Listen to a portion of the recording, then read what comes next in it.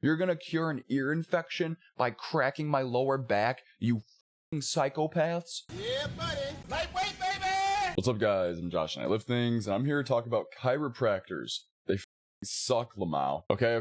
Before you get the pitchforks out, let me give a quick overview because I know you're not going to watch the entire video. The dude who created chiropractic said that a ghost taught it to him. They claim it can fix virtually every illness under the sun. Any old douchebag can become a chiropractor. There's no good evidence it can really fix anything. It has paralyzed and killed people. And saying it fixed my pain doesn't mean jack shit because pain is so psychosomatic that you can basically throw the entire argument out. At least that's what I thought when I started making this video. And there you have it, the short, sweet, and probably to a few people insulting bullet points. To get a quick overview of chiropractic and its history, let's look at the Wikipedia article. And before you jump all over me like my high school English teacher saying Wikipedia isn't a citation, I will review the actual literature after the fact. Chiropractic is a form of alternative medicine concerned with the diagnosis, treatment, and prevention of mechanical disorders of the musculoskeletal system. It has esoteric origins and is based on several pseudoscientific ideas. Interesting. Many chiropractors, especially those in the field's early history, have proposed that mechanical disorders of the joints, especially of the spine, affect general health, and that regular manipulation of the spine, also known as spinal adjustments, improves general health. A chiropractor may have a Doctor of Chiropractic degree and be referred to as quote-unquote doctor, but it is not a doctor of medicine, an MD, or a doctor of osteopathic medicine, a DO. While many chiropractors view themselves as primary care providers, the training does not meet the requirements for that designation. Systematic reviews of controlled clinical studies of treatments used by chiropractors have found no evidence that chiropractic manipulation is effective, with the possible exception of treatment for back pain. A 2011 critical evaluation of 45 systematic reviews concluded that the data included in the study failed to demonstrate convincingly that spinal manipulation is an effective intervention for any condition. Spinal manipulation may be cost-effective for subacute or chronic low back pain, but the results for acute low back pain were insufficient. No compelling evidence exists to indicate that maintenance chiropractic care adequately prevents symptoms or diseases. And now we get into the ghost story section. D.D. Palmer founded chiropractic in the 1890s after saying he received it from the other world. Palmer maintained that the tenets of chiropractic were passed along to him by a doctor who had died 50 years previously. Okay, with that being said, let's dig a little bit more into this origin of chiropractic stuff. From the National Post, the first chiropractor was a Canadian who claimed he received a message from a ghost. Daniel David Palmer invented the field of chiropractic care. He said the idea for chiropractic care came to him from the other world during a seance. Shout out this guy, I guess. Jesus Christ.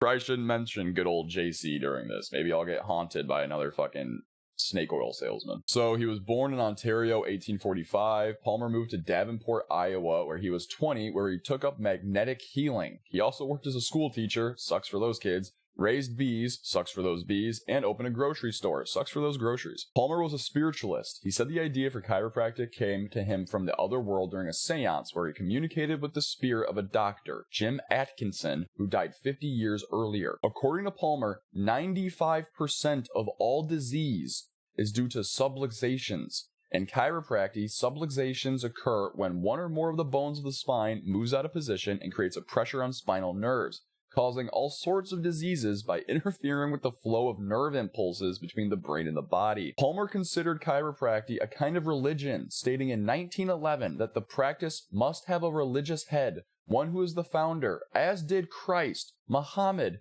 and others who have founded religions. I am the fountainhead. Oh my god. The local paper referred to him as a quack who claimed he can cure the sick and crippled with his magnetic hands.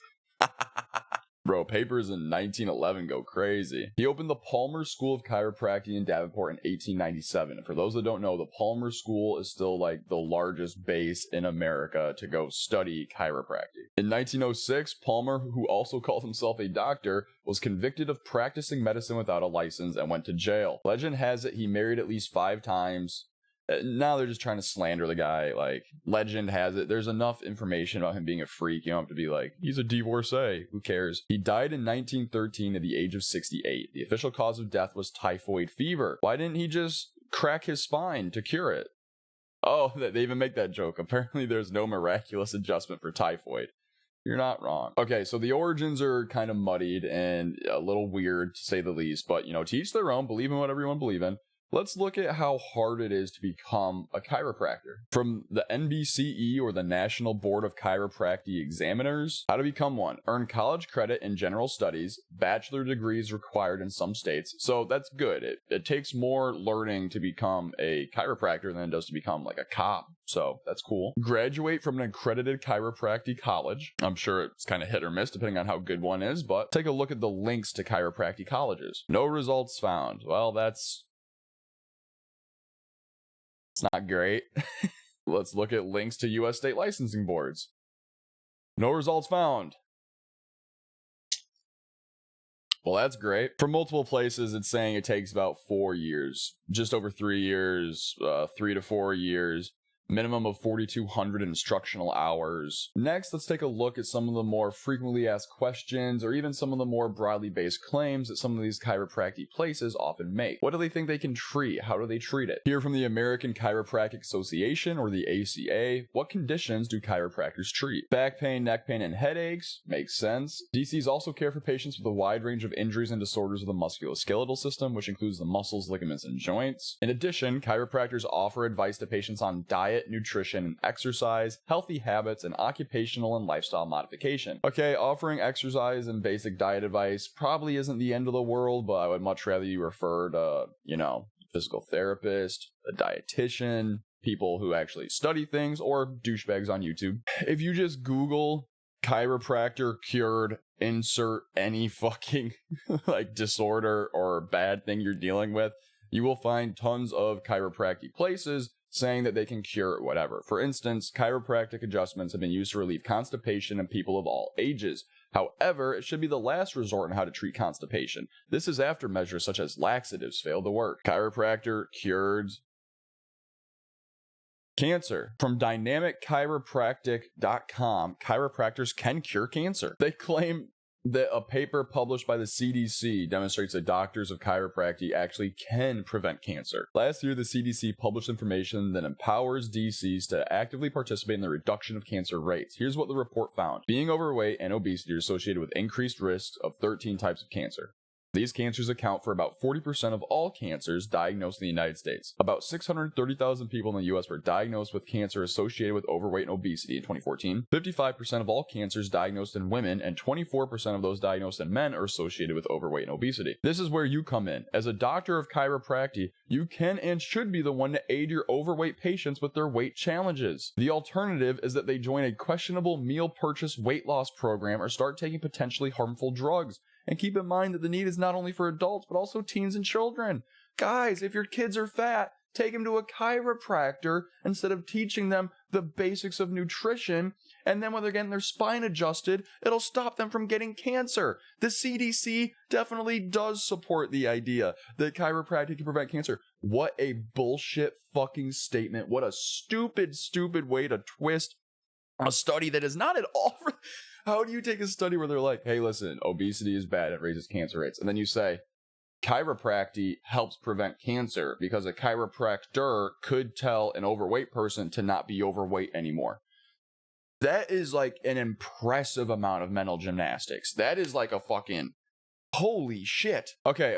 So Ghost Dude taught a local charlatan that popping people's spines will make them stop shitting themselves and yada yada. And they really like to touch on the fact that their preventative treatment can help reduce the rates of opioid abuse or prescription or use or anything else. That is a noble cause. Opiates are like the devil for a lot of people. That being said, they do have their place in medicine at the same time. So, who's to say? Sure, I'm following all of this. It's definitely at least shady, but let's look into some more of the science. The biggest thing that I would like to know is actually how risky is it? Sure, there could be minor risk or little injuries here or there, especially if your care provider, quote unquote, isn't that great. But I'm more worried about fatal risks or being paralyzed. And here we have the systematic review and meta-analyses of chiropractic care and cervical artery dissection. No evidence for causation. And this was created by the Department of Neurosurgery at Penn State Hershey Medical Center, so pretty well-respected organization. The meta-analysis revealed a small association between chiropractic care and dissection,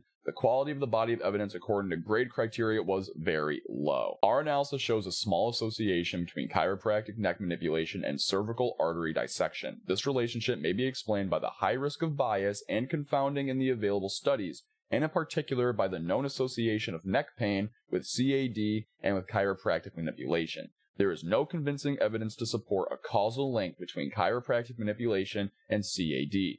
Belief in a causal link may have significant negative consequences, such as numerous episodes of litigation. Basically, what they're saying is there may be some small effect of people having CAD after seeing a chiropractor.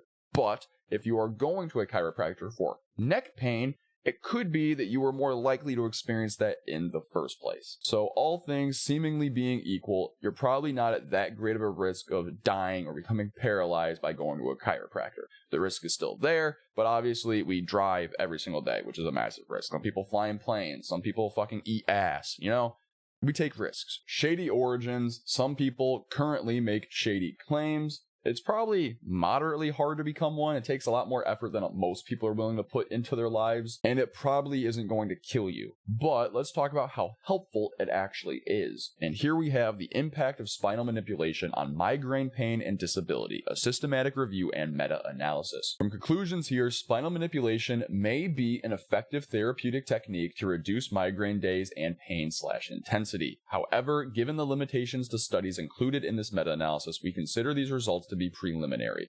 Methodologically rigorous, large-scale, randomized controlled trials are warranted to better inform the evidence base for spinal manipulation as a treatment for migraine. Here we have association between chiropractic use and opioid receipt among patients with spinal pain, a systematic review and meta-analysis. From the conclusions, this review demonstrated an inverse association between chiropractic use and opioid receipt among patients with spinal pain. Further research is warranted, yada yada yada. Basically what they're saying is people who go to the chiropractor more for like acute random pain that they may or may not have lowers the rate of those people taking painkillers based on opiates. That is, all in all, a good thing. Unless, of course, they're not actually fixing anything, in which case it's probably not a good thing. Here we have, do manual therapies help low back pain? A comparative effectiveness meta-analysis. From the results here, of 84% acute pain variance, 81% was from non-specific factors and 3% from treatment. No treatment for acute pain exceeded sham's effectiveness. Most acute results were within 95% confidence bands of that predicted by natural history alone.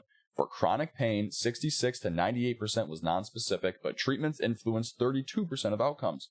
Chronic pain treatments also fit within 95% confidence bands as predicted by natural history. Though the evidential support for treating chronic back pain as compared with sham groups was weak, chronic pain seemed to respond to SMT, whereas whole systems of clinical management did not. In layman's terms, people pretty much just get better regardless of whatever you end up doing, and some people with chronic pain did seem to respond to spinal manipulational therapies. But from the conclusion here, basically it says that exercise with authoritative support is an effective strategy for acute and chronic low back pain. Not go get your shit cracked by some random guy you met on Craigslist, though that does sound fun. Here we have the effectiveness of complementary manual therapies for pregnancy-related back and pelvic pain. For the love of God, do not fucking go to some random dude when you're pregnant, have him break your shit. Meta-analysis found positive effects for manual therapy on pain intensity when compared to usual care and relaxation. That's great. But not when compared to sham interventions. That's not great. There's currently limited evidence to support the use of complementary manual therapies as an option for managing low back and pelvic pain during pregnancy. Considering the lack of effect compared to sham interventions, further high-quality research is needed to determine causal effects, the influence of the therapist on the perceived effectiveness of treatments,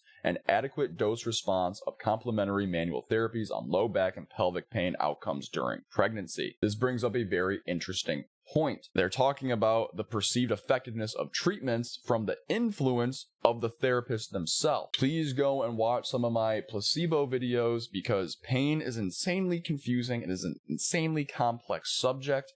And just believing something will work, maybe because you're convinced by this random fucking quote-unquote doctor, may actually help the treatment outcomes. Here's benefits and harms of spinal manipulative therapy for the treatment of chronic low back pain. Systematic review and meta-analysis of randomized controlled trials. Spinal manipulation therapy produces similar effects to recommended therapies for chronic low back pain, whereas spinal manipulation therapy seems to be better than non-recommended interventions for improvement in function in the short term. What this means is it seems to perform pretty much about the same as other methods that are often recommended by doctors, which makes sense, again, for the fact of most chronic pain usually works itself out with pretty much zero intervention in the first place. Turns out we don't have a great fix for chronic pain at all. But spinal manipulation does seem to work better than non-recommended interventions. I'm sure that going to a chiropractor is better than having your buddy grab a 40-pound sledgehammer and then fuck your shit up with it. So that's good to know. It's a glowing review. Here we have manipulation and mobilization for treating chronic, non-specific neck pain, a systematic review and meta-analysis for the appropriateness panel. Studies published since January 2000 provide low to moderate quality evidence that various types of manipulation and or mobilization will reduce pain and improve function for chronic non-specific neck pain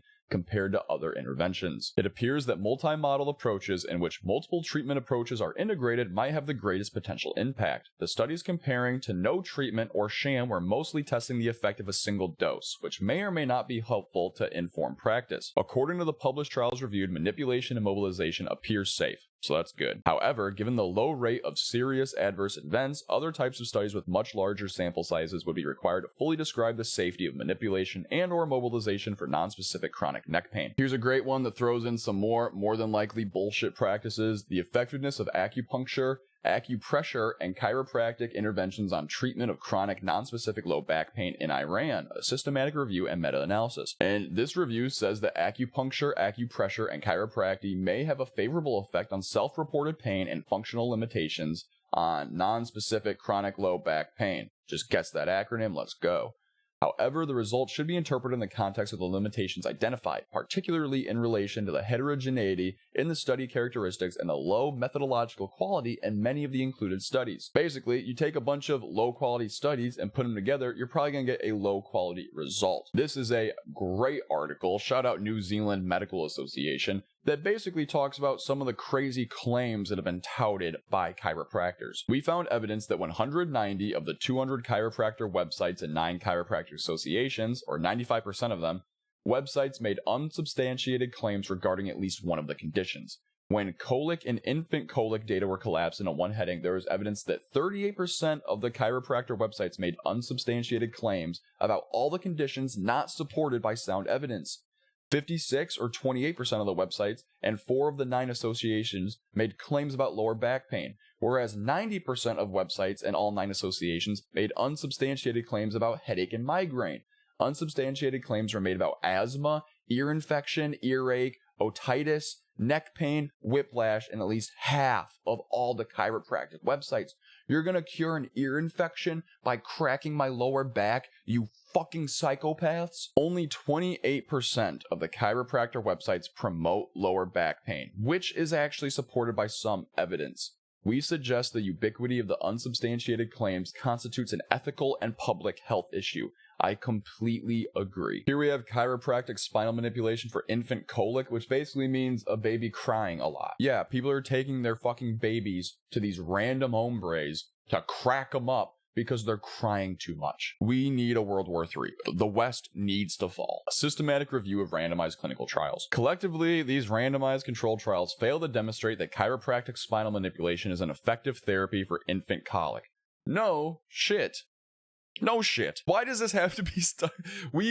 We haven't gone to the moon in like 70 fucking years, but here we are. Here's another one on unsubstantiated claims in patient brochures from the largest state, provincial, and national chiropractic associations research agencies. Results of the 11 organizations sampled, 9 distribute patient brochures. Of these 9, every single one of them made brochures that make claims for chiropractic services that have not been scientifically validated. These assertions are self-defeating because they reinforce an image of the chiropractic profession as functioning outside the boundaries of scientific behavior. That they goddamn do. I probably wouldn't have to make a video like this or be so upset by it if they didn't just say brain dead things. This one's important for me. Chiropractic treatment for gastrointestinal problems, a systematic review of clinical trials. I have had 3 people throughout my life tell me that I should go to a chiropractor to fix my Crohn's disease.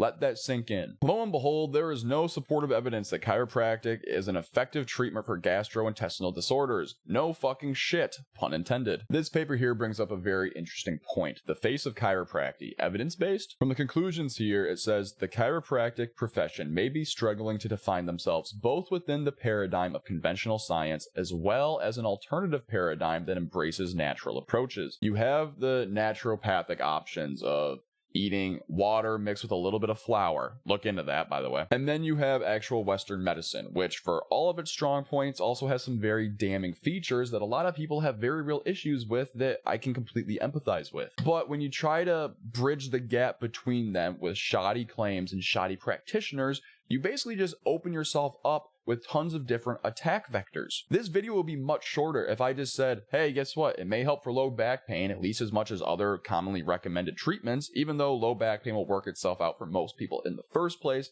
And that's about it. We already talked about how it probably isn't that dangerous and we already take tons of risks, and it probably helps low back pain as much as anything else would. But all these other claims, and not to mention the weird origin story of chiropractic care in general, just leave it open to be dismantled. If you are a chiropractor who doesn't want to be a fucking joke, stop making these useless claims. You are shooting yourself in the foot. And if you do shoot yourself in the foot, you're not going to go to a fucking chiropractor to fix it. In fact, on that very same point, there seems to be some infighting between chiropractors. Here we have a united statement of the global chiropractic research community against the pseudoscientific claim that chiropractic care boosts immunity. In their reports, the ICA provided no valid clinical scientific evidence that chiropractic care can impact the immune system. We call on regulatory authorities and professional leaders to take robust political and regulatory action against those claiming that chiropractic adjustments have a clinical impact on the immune system. Because in the midst of the coronavirus pandemic, the International Chiropractors Association posted reports claiming that chiropractic care can impact the immune system. These claims clash with recommendations from the World Health Organization, who have made their own mistakes, by the way, and the World Federation of Chiropractic. The World Federation of Chiropractic is saying, don't come to us to fix your fucking immunity. And then the International Chiropractic Association is saying, no, we can do that shit, bud. I mean, get your bag, king, but holy fuck, do not try to pretend that your treatment will solve anything that is killing hundreds of thousands of people. Yeah, here come the conspiracy comments, yada yada, go fuck yourself, don't watch my shit. Here's an interesting study. I wanted to see how often chiropractors were sued, and I found this, the compensation claims for chiropractic in Denmark and Norway, 2004 to 2012. Adverse events are commonly observed in all parts of healthcare and have reported extensively following manual therapy. Chiropractors in Denmark and Norway received approximately one compensation claim per 100,000 consultations. The approval rate was low across the majority of complaint categories and lower than the approval rates for general practitioners and physiotherapists. Many claims can probably be prevented if chiropractors would prioritize informing patients about the normal course of their complaint and normal benign reactions to treatment. You know, being honest with your fucking patients. Here's a talk on subluxation, dogma, or science. It is in the Journal of Chiropractic and Manual Therapies, and it just talks about the history of subluxation and how chiropractors should probably stop trying to dig into it so heavily. It is a very, very cool read. I'm not going to go over the entire thing. As you can see, it's very, very, very long, but I do recommend, if you care about any of this, to go read it. Another great paper that I'm not going to go over, Chiropractic Science and Anti-Science and Pseudoscience Side by Side. Now a century old, chiropractic is a continuing enigma partly because of its diverse intellectual and anti-intellectual traditions. It's by a Joseph C. Keating Jr. You can find the full paper very easily. Another big paper here is Pseudoscience and the Use of Manipulation by Chiropractors. While it is an acceptable modality in the treatment of back pain, it is used inappropriately by some chiropractors who use manipulation as a treatment for disease by adjusting vertebral subluxations. Defined by the subluxation theory that gave it birth, the core of the chiropractic profession continues to cling to a modified version of the theory despite rejection by the scientific community.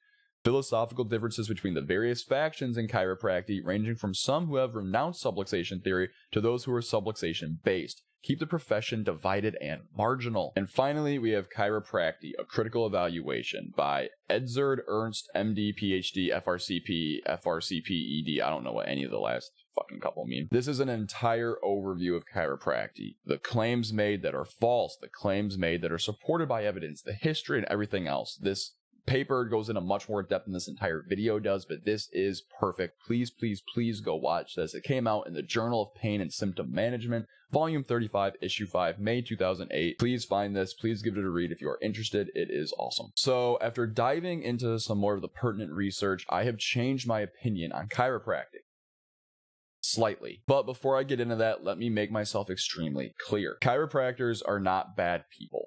At least not all of them. And the ones that are bad were probably bad before becoming chiropractors. Bad people are bad people, and they exist in every profession. Most of them and the people that pay them to manipulate their spine are probably just people that are dealing with hard things and that have become disillusioned by modern Western medicine. As admittedly, it too has a myriad of issues that can be frustrating and heartbreaking for a patient to have to deal with. I don't believe that all chiros are intentionally scamming people, nor do they take pleasure in breaking spines for cold hard cash. I just think that they are often misguided, and that may be more of a function of the system rather than a glitch. I no longer believe that chiropractors are caused or are involved with tons of accidents or injuries. They do happen, but they are pretty rare, and are probably statistically close to the amount of injuries that would occur regardless of any type of medical intervention. That being said, they still seem to be pretty useless in comparison to other forms of treatment. They do not cure virtually any of the claims that they claim to, but they may help low back pain and they may help neck pain, at least as much as any other intervention would, including not doing anything. I don't necessarily enjoy hopping on the blanket opiate hate train. I mean, they do have their place, but they also have historically been overprescribed by shady clinicians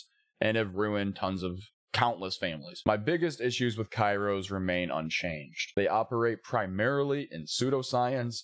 Their own practitioners can't agree on a thesis for their work. It was created by a man who thought a ghost from a seance taught him it. The majority of their claims are just completely false, and any benefit you get from a chiro very well may come from the fact that you just believe that they will work. The fact that most of them want you coming back and back and back again should be pretty telling. They are not qualified to give proper medical advice. They are not qualified to give proper diet advice. They are not qualified to give proper exercise advice. Same with nutritionists and personal trainers, who I also try to shit on pretty heavily. My prescription for you would be to save your money. Go to a physiotherapist. And guys, that is the video. If you like this style of content, do me a favor. Hit the like button only if you like it. Leave me a comment. Let me know what I forgot, why I'm an idiot, why you love chiropractors, why you hate me. I respond to every single one of them, and it greatly helps out the channel. Make sure you hit the subscribe button. I post a new video every single Monday, Wednesday, and Friday, so you want to be notified when that goes live, and maybe even share to a buddy who has a bad back. If you really like this style of content, you can follow all of these socials. They will be linked down in the description below. And as always, thank you so much for watching,